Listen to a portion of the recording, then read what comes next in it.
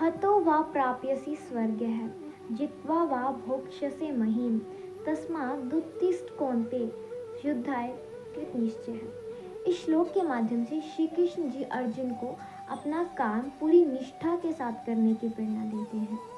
श्री कृष्ण जी अर्जुन को कहते हैं कि यदि युद्ध के समय तुम वीर गति को प्राप्त होते हो तो तुम्हें स्वर्ग की प्राप्ति होगी, और यदि तुम जीत जाते हो तो तुम्हें संसार का सुख एवं समृद्धि प्राप्त होगी।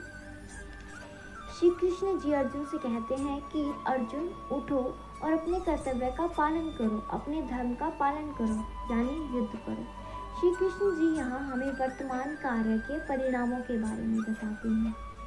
भगवान श्री कृष्ण कहते हैं कि हमारे लिए सबसे अधिक महत्वपूर्ण कार्य हमारा वर्तमान कार्य है, और यदि हम अपने कर्तव्य का पालन पूरी निष्ठा के साथ करते हैं तो इसका परिणाम हमें सकारात्मक ही मिलता है। श्री कृष्ण जी जैसा कि श्री कृष्ण जी कहते हैं कि यदि हम अपने कर्तव्य का पालन निष्ठा के साथ करते हैं तो इससे हमें लाभ ही मिलता है।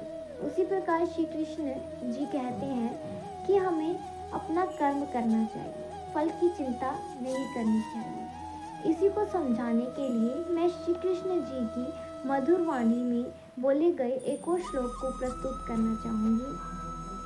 कर्मणे वाधिकारस्ते मा फलेषु कदाचन मा कर्म फल हेतुर्भूर्मा ते संगोस्त्वा कर्म। इस श्लोक के माध्यम से श्री कृष्ण जी अर्जुन को कहते हैं कि तुम अपना कर्म करो, फल की चिंता मत करो।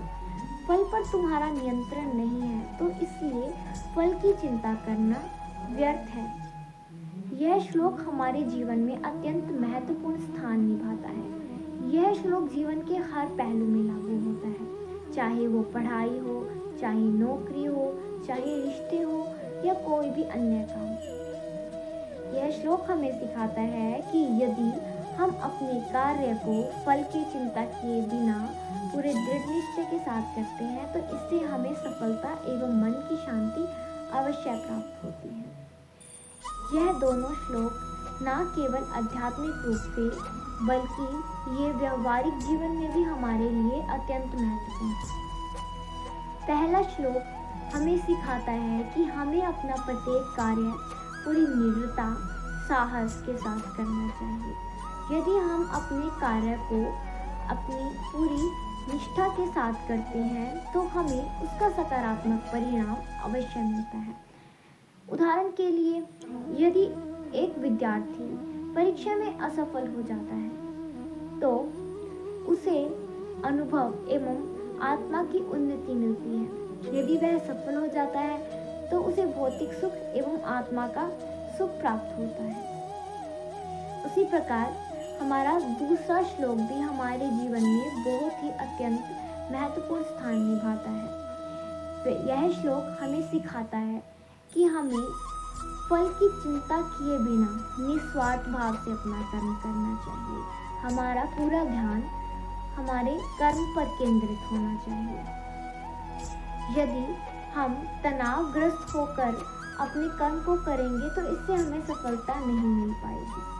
यदि हमारा पूरा नियंत्रण हमारे फल पर होगा, कर्म पर नहीं, तो इससे हमें सफलता प्राप्त नहीं हो सकती। कर्म करना हमारा धर्म है। हमारा प्रत्येक महत्वपूर्ण कार्य हमारा धर्म है। ये दोनों श्लोक हमारे जीवन में संतुलन बनाए रखने के लिए बहुत आवश्यक है।